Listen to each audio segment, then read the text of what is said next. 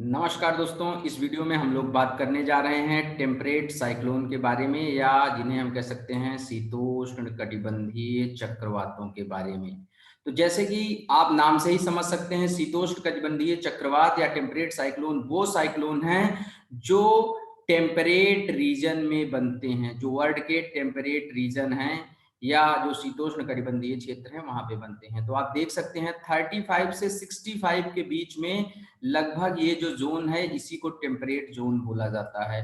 और यहीं पर जो आपके टेम्परेट साइक्लोन हैं वो उनका फॉर्मेशन होता है। तो दोनों गोलार्धों में 35 से 65 के बीच में टेम्परेट साइक्लोन का फॉर्मेशन होता है।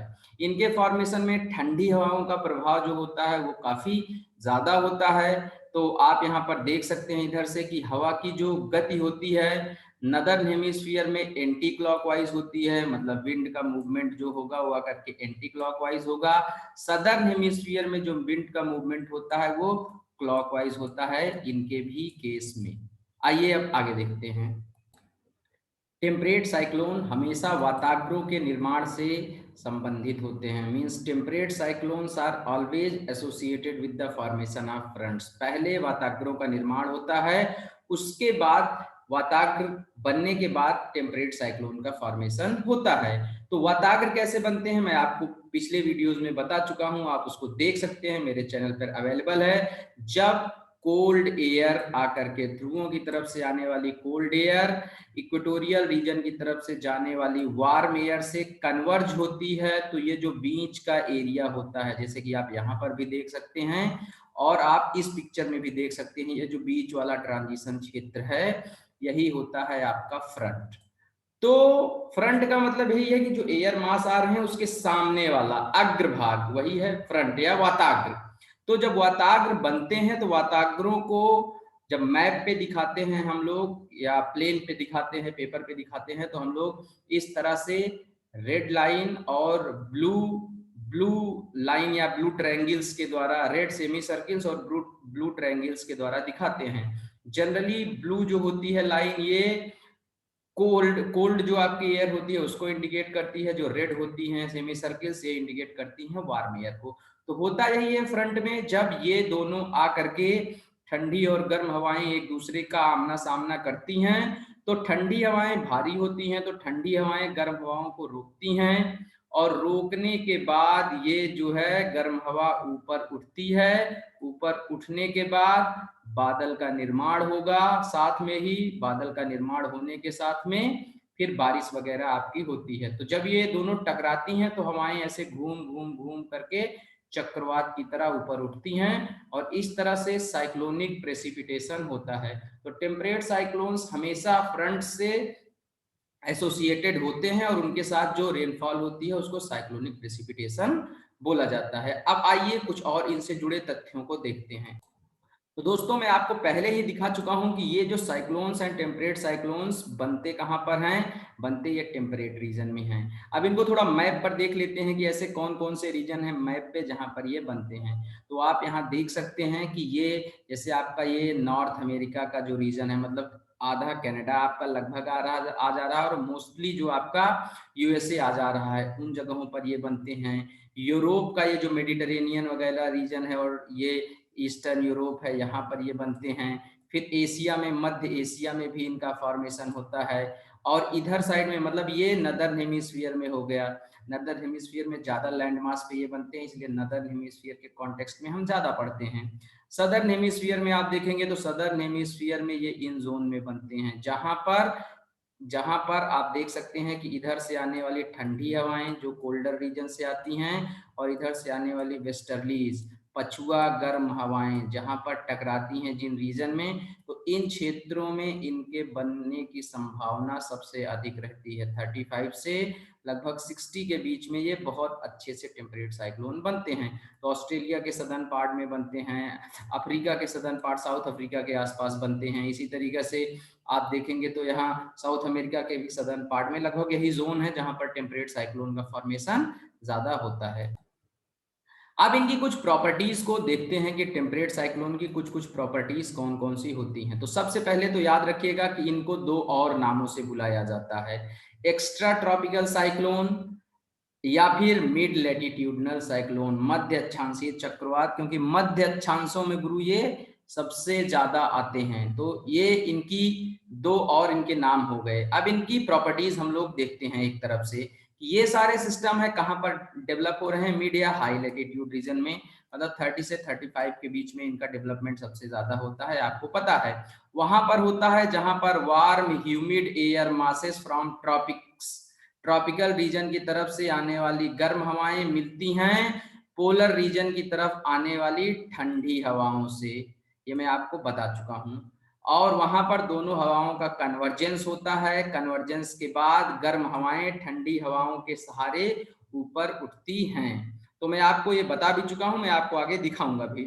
फिर यहाँ पर इनके केस में फ्रंट्स का डेवलपमेंट होता है, मतलब जहां पर दो एयर मासेस मिलते हैं, जो आगे वाला दोनों का अग्रभाग होता है उसको हम फ्रंट्स बोलते हैं या वाताग्र बोलते हैं। ठंडी हवा की तरफ वाला ठंडा वाताग्र हो जाएगा, गर्म हवा की तरफ वाला गर्म वाताग्र हो जाएगा।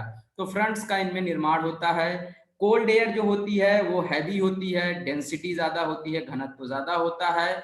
वो अपने स्लोप के सहारे, एक तरफ से ठंडी हवा आई, एक तरफ से गर्म हवा जा रही है, और ठंडी हवा खड़ी हो गई, ठंडी हवा भारी होती है, भारी पहलवान खड़ा हो गया और हल्के पहलवान को ऊपर उठाने लगता है अपने सहारे। तो यही होता है कि जो वार्म एयर जो लाइट होती है, हल्की होती है, उसको ठंडी एयर अपने ऊपर उठाने लगती है। लो प्रेशर का डेवलपमेंट होता है इसी बीच में, और उसके बाद जब जो है वो हवा उठ जाती है ऊपर, जाहिर सी बात है जब हवा ऊपर उठेगी गर्म तो नीचे से हवा का भार कम हो रहा है, तो नीचे का प्रेशर जो होगा वो लो हो जाएगा, दाब जो है निम्न दाब का क्षेत्र बन जाता है। तो जो निम्न दाब का क्षेत्र बनता है, तो जहां पर इसका सेंटर होता है साइक्लोन का, चारों तरफ जो है वो उच्च दाब के क्षेत्र आपको मिलते हैं। तो ये जो ग्रेडियंट है सेंटर और पेरिफेरी के बीच में, परिधि के बीच में, चारों तरफ के बीच में, ये लगभग जनरली 10 से 20 के बीच में रहता है, 10 to 20 मिली बार।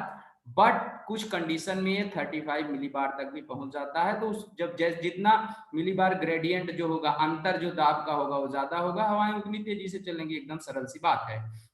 ओके, ये जो होते हैं ये बहुत बड़े एरिया में फैले हुए होते हैं, बहुत बड़े एरिया में। मैप पे मैंने आपको दिखाया, इधर यूएसए की तरफ भी पूरा यूएसए, कनाडा का आधा भाग लगभग ये कवर करते हैं।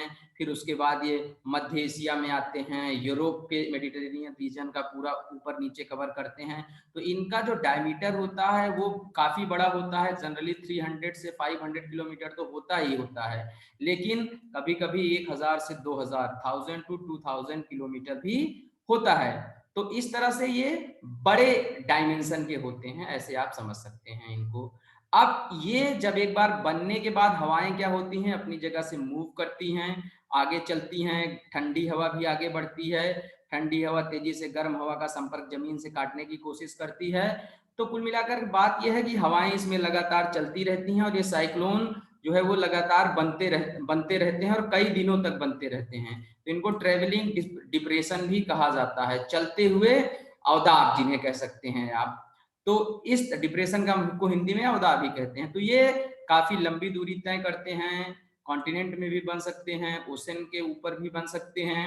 और इनका पाथ जो होता है, जिस पाथ से ये चल करके हवाएं जाती हैं और बनते हैं साइक्लोन, उसको स्टॉर्म ट्रैक बोलते हैं, याद रखिएगा, स्टॉर्म ट्रैक बोलते हैं।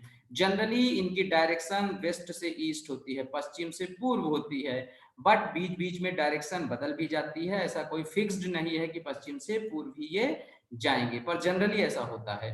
तो विंड स्पीड इसमें जो होती है, जैसे मैं आपको बता रहा था ट्रॉपिकल साइक्लोन और टेम्परेट, तो ट्रॉपिकल जब मैंने आपको समझाया था तो उसमें विंड वेलोसिटी हमेशा ही उष्णकटिबंधीय चक्रवातों में 100 किलोमीटर प्रति घंटे से ज्यादा होती है।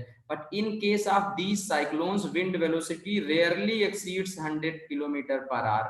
टेम्परेट साइक्लोन में हमेशा हवा की गति जो होगी, wind velocity 80 kilometre per hour के आसपास ही रहती है, उससे कम ही रहती है, उससे ज्यादा नहीं जाती है।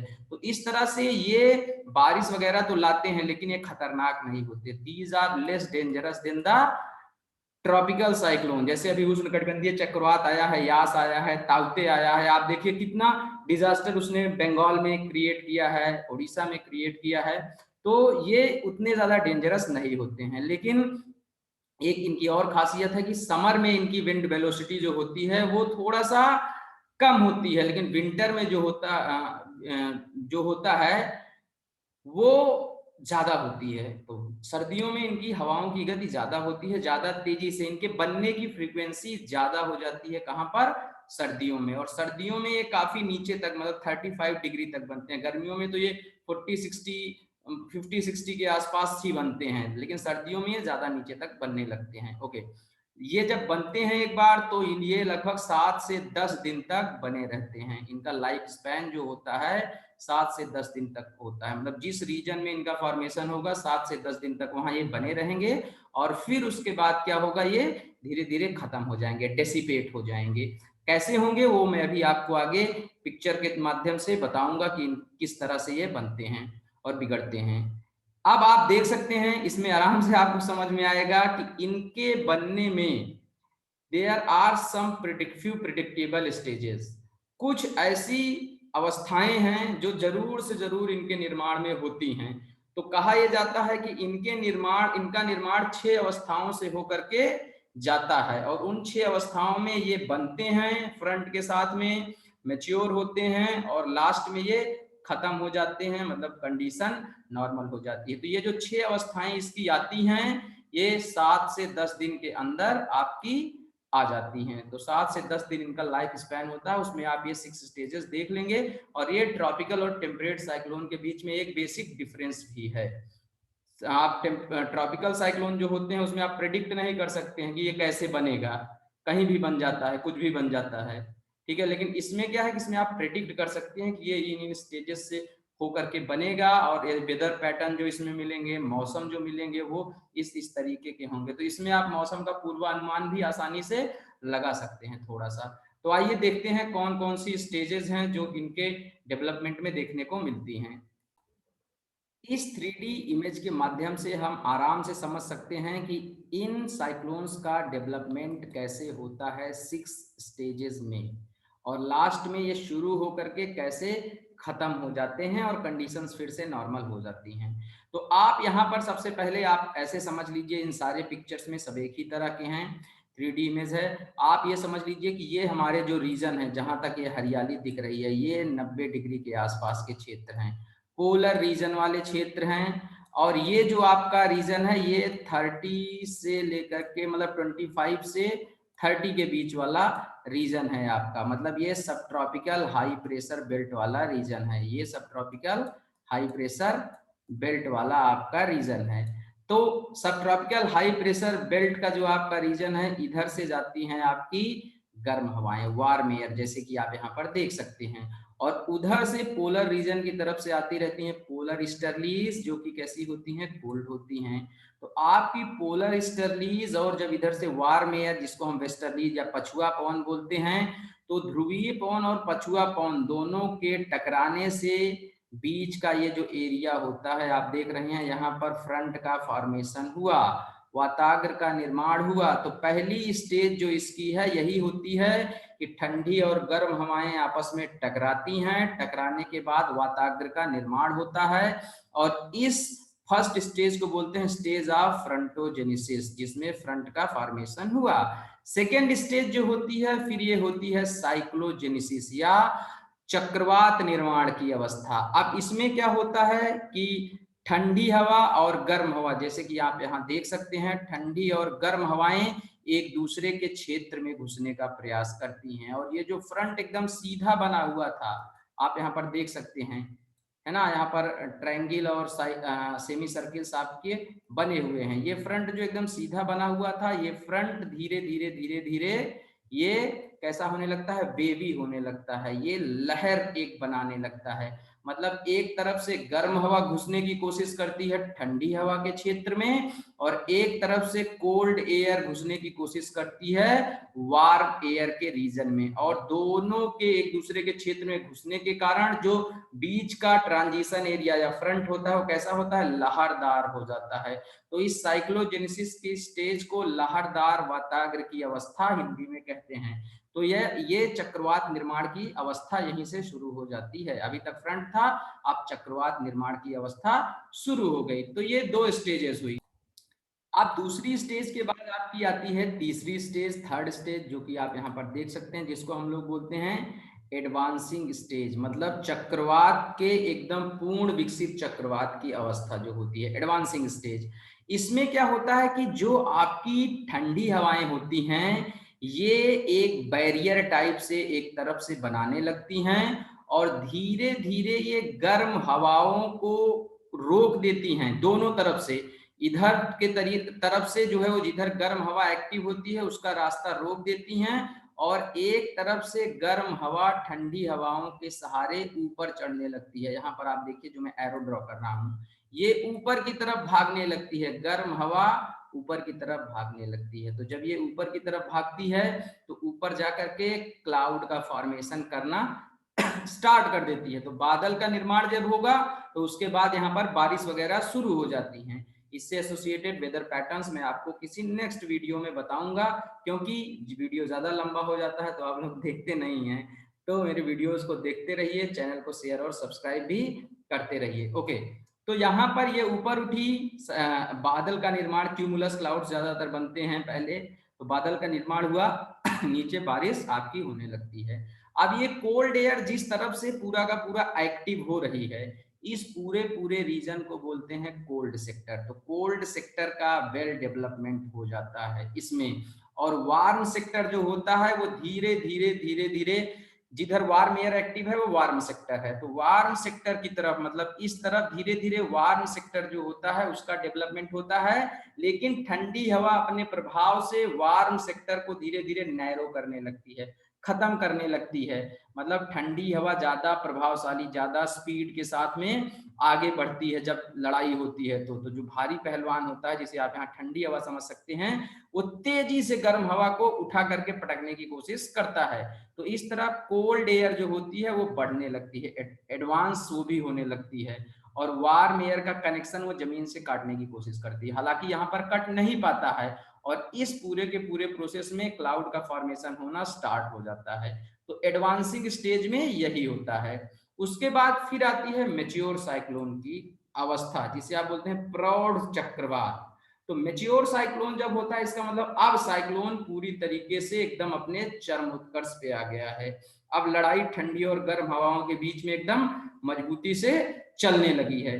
अब इसमें कोल्ड एयर ज्यादा एक्टिव और एग्रेसिव होती है, ये बहुत तेजी के साथ आगे बढ़ती है और एक तरफ जिधर से गर्म हवा उठती है उधर तो उसको एक तरफ से रोके रखती है, और दूसरी तरफ से ये घूम घूम करके ऐसे आती है, गर्म हवा के क्षेत्र को खत्म करने की कोशिश करती है। मतलब मैच्योर स्टेज में तो कोल्ड एयर एकदम खतरनाक एग्रेसिव हो जाती है, और एग्रेसिव होकर के ये कोल्ड सेक्टर जो आपका है, ये कोल्ड फ्रंट धीरे धीरे कोल्ड सेक्टर को वार्म सेक्टर को खत्म करने लगता है। कोल्ड फ्रंट पूरे पूरे वार्म वार्म सेक्टर जो है वो उसको एकदम नैरो करने लगता है, घूम करके ऐसे खत्म करने लगता है। तो इस कंडीशन में जो कोल्ड सेक्टर का एरिया होता है, जो ठंडी हवाओं का क्षेत्र होता है, वो बढ़ने लगता है और गर्म हवाओं का क्षेत्र घटने लगता है। यही है आपकी मेच्योर साइक्लोन की स्टेज। इसमें फिर बादलों का निर्माण कोल्ड एयर जो होती है उसके भी ऊपर होता है, वार्म एयर जो होती है उसके भी ऊपर होता है, बारिश होती रहती है, बंद होती रहती है, होती है, बंद होती है।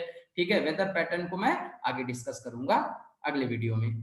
ओके, तो मेच्योर साइक्लोन अब यहाँ पर हो गया। फिर लास्ट स्टेज आता है अक्लूजन का, मतलब लास्ट के एकदम पहले वाला, खत्म होने के एकदम पहले की स्टेज है अक्लूजन। यहाँ पर खात्मे की शुरुआत हो गई है। तो अब इसमें कोल्ड एयर जो होती है वो काफी एक्टिव हो जाती है, वार्म एयर के सेक्टर को आप देख सकते हैं एकदम से नैरो कर देती है। हर जगह पर ठंडी ठंडी हवा आकर के कोल्ड कोल्ड एयर यहाँ पर कुल सारी जगहों पर भरने लगती है। और जब ये सब जगह आकर के ठंडी एयर भरने लगेगी तो धीरे धीरे नीचे ग्राउंड सरफेस की तरफ कुल हर जगह ठंडी जो है वो एयर भर जाएगी। हालांकि यहाँ पर वो दिखाया नहीं गया क्लियरली, पर मैं आपको बता दे रहा हूँ। धीरे धीरे नीचे ग्राउंड पर कुल ठंडी हवा भर जाएगी, गर्म हवा ऊपर आ जाएगी, और गर्म हवा ऊपर आने के बाद एक लेयर ठंडी हवा के नीचे, ऊपर एक लेयर गर्म हवा की, और बीच में फिर एक फ्रंट का फॉर्मेशन हो जाता है। कैसे फ्रंट का? जैसे शुरुआत में आपने जो है वो देखा था। तो इस तरीके से मतलब एक क्लियर कट लेयर का डिवीजन हो जाता है, जिसे आप डाइंग फ्रंट कह सकते हैं। वो फ्रंट जो बनता है कुछ समय के लिए, जब दोनों एयर ऊपर नीचे हो जाती हैं, तो इसका मतलब फ्रंट वहां पर खत्म हो रहा है। ठीक है, खत्म होने के बाद दोबारा भी फ्रंट बन सकता है, ये सारी चीजें किसी भी जगह पर दोबारा भी हो सकती हैं। लेकिन वो जो स्टेज होती है जब ठंडी हवा पूरा नीचे फैल जाती है ग्राउंड पे, और गर्म हवा ऊपर की तरफ आ जाती है, और गर्म क्षेत्र ऊपर हो जाता है, धीरे धीरे ऊपर उठ करके गर्म हवा भी ठंडी हो जाती है। तो उस स्टेज को अप्लूजन कहते हैं। और लास्ट में जब वही हो जाता है कि ठंडी हवा अपनी नीचे और गर्म हवा अपनी ऊपर, तो फ्रंट जो होता है वो डेड हो जाता है। तो डेड फ्रंट की जो अवस्था होती है उसको बोलते हैं फ्रंटोलिसिस। तो frontolysis is the last stage in the process of temperate cyclone formation. वाताग्र निर्माण से शुरू होता है फ्रंटोजेनिसिस से, और वाताग्र के अंत फ्रंटोलिसिस पे खत्म होता है। तो ये 6 स्टेजेस थी जो फ्रंट से रिलेटेड थी। आइए थोड़ा सा इनको और देख लेते हैं, और फिर उसके साथ ही इस वीडियो को एंड करते हैं। अब अगर आपको ये मेंस में लिखने या बनाने के लिए आ जाए, प्रीलिम्स में आ जाएगा तो आप आराम से कर लेंगे, इतनी सारी चीजें मैं आपको बता चुका हूं।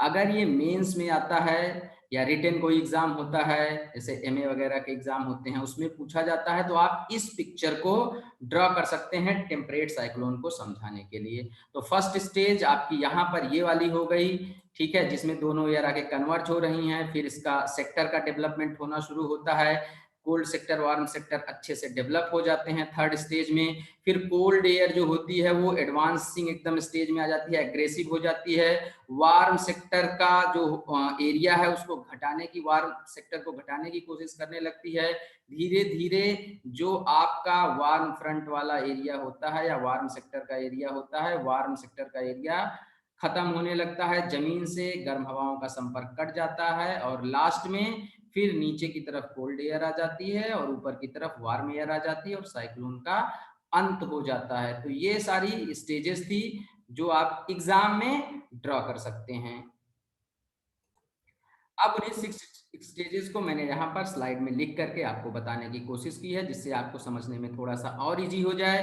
तो फर्स्ट स्टेज वही है फ्रंटोजेनिसिस की स्टेज, इसको इंसिपिएंट या बिगिनिंग स्टेज कह सकते हैं। इसमें वही कोल्ड एयर वार्म एयर एक दूसरे को फेस कर रही है। फिर साइक्लोजेनिसिस होता है, फॉर्मेशन ऑफ साइक्लोन होता है, और जो लहरदार वातावरण होता है इसमें बनने लगता है। और फिर सेक्टर्स का डेवलपमेंट होना स्टार्ट हो जाता है, क्षेत्रों का, गर्म क्षेत्र और ठंडे क्षेत्रों का विकास स्टार्ट हो जाता है। फिर आता है एडवांसिंग स्टेज, जिसमें कोल्ड एयर और वार्म एयर एक दूसरे के क्षेत्र में घुसने का प्रयास करती हैं। ठंडी और गर्म हवाएं जब घुसती हैं तो ठंडी हवा गर्म हवा का रास्ता रोकती है और गर्म हवा को उठाने की कोशिश करती है।